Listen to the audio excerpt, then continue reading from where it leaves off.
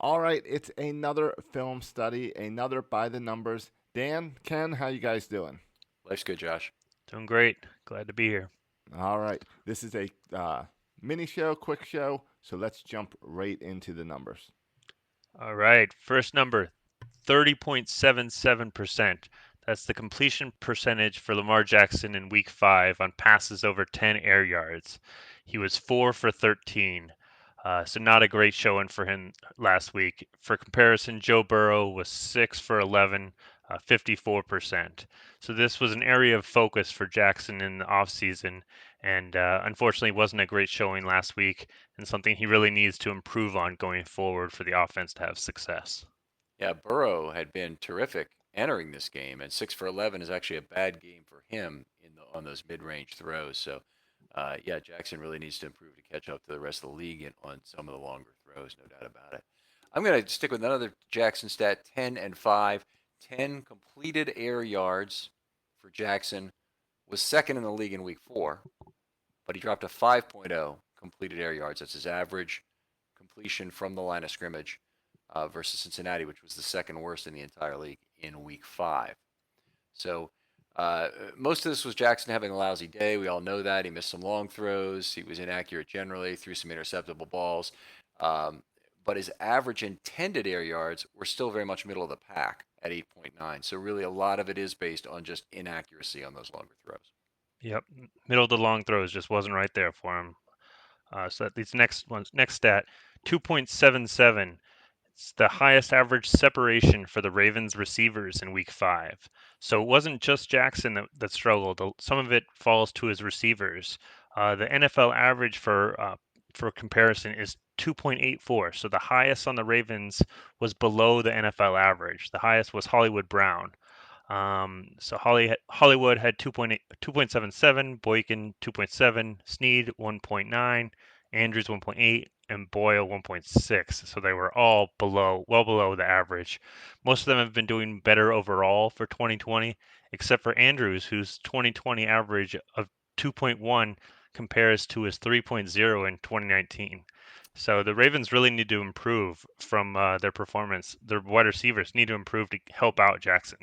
Yeah, that's an enormous separation problem, separation anxiety. But it's that number is capped on the bottom end at 0, so you can't have negative separation. Right. So when you go like Andrews did from 3.0 to 2.1, you've lost 30% of the separation you had. And that's really bad. Who knows if 3.0 was enough last year for a player like him? His catch rate certainly didn't indicate it was. So obviously that needs to improve. Yep.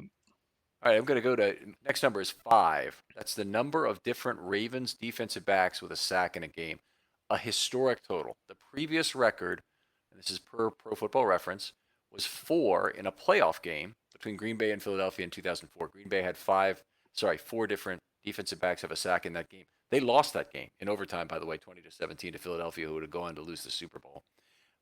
The record in a regular season game was 3. So this record went from 3 defensive backs in a game having a sack for one team to 5 in one day. That is just remarkable. That does not happen with virtually any record that you break. That would be like somebody rushing for 400 yards to break the current record of 296 in a game. Yeah, it's just pretty crazy. And it was so fun. I don't know if you saw the video that the Ravens put out today of Marlon getting his. I think he was the 5th one, Mm-hmm. and he was so excited about it. And then Wink came up to him afterwards and was like, "I called that one for you. Did you see that, man?" And it was the energy between those two after that 5th sack was just awesome to see. So definitely Pretty check it obvious out. he wanted to spread that love. Yeah. Yeah. So that was a great one. All right. 48.9%. That's the target share through week 5 for Hollywood and Mark Andrews. So there's been a lot of talk, especially coming out after Jesse Bates, the safety from Cincinnati, quoted, saying we knew they were going to those two, and looked into that a little bit more after some discussion with some folks on Twitter, including Cole Jackson. So 48.9% between the two of them. That's the fifth highest target share for the top two receivers for any QBs. So the average is 41.4%. The only four QBs with a higher target share for their top two receivers were Cousins, Herbert, Newton, and Bridgewater. So not completely outside of the range of all the other NFLs, but on the top tier for sure. So Yeah, and if you look at those teams, they've got Minnesota with Adam Thielen and Michael Thomas in New Orleans.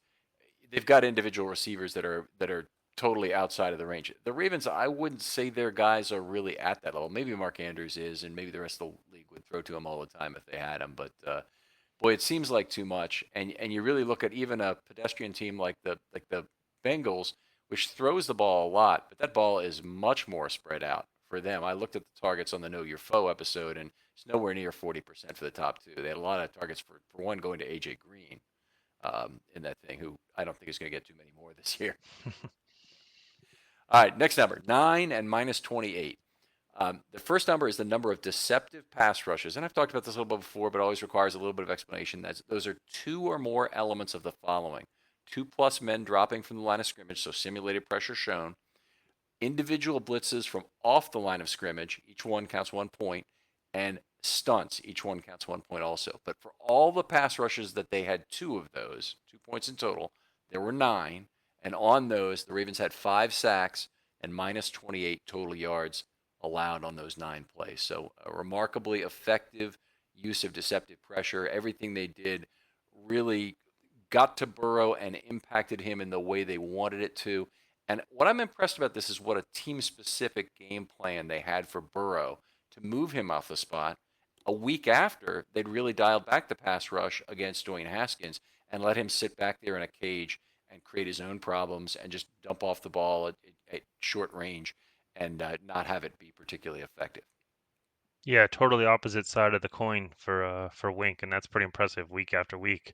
I loved all the screenshots you see of all the offensive linemen just standing around, not blocking anyone, and Mm-hmm. just has all the defense behind them. So those are funny to see afterwards. So all right, next stat, 20.7%. This is a stat looking forward to this weekend. 20.7% is Philadelphia's pass defense DVOA. So that's their defense value over adjusted. Positive Rank, number is bad. yeah, positive number for defense is bad. So anything above 0 is bad. So that's ranked 29th in the NFL. So going against a real pass defense that's struggling pretty badly so far. So real good chance to hopefully right the ship for the Ravens pass offense. So, Okay, well, certainly hope so. And that's, the Ravens are still a solidly average pass team and a solidly above average offense. I think we kind of lost that in the 4-1 here, but I hope right. going against a bad defense is going to give them a chance to really get back to where they need to be. All right, 21 and 1.8. We're back on the defensive side with the number of dime snaps, 21 they played, and 1.8 is the average yards per play allowed by the dime defense. The significance of that, the dime package is the closer for your defense. They have to come in the highest leverage situations and they have to get you off the field. That's why teams really create these specialized sub packages, why they developed and they have them. You have situational pass rushers. You have a dime back often that comes in that has real value in terms of his short zone coverage.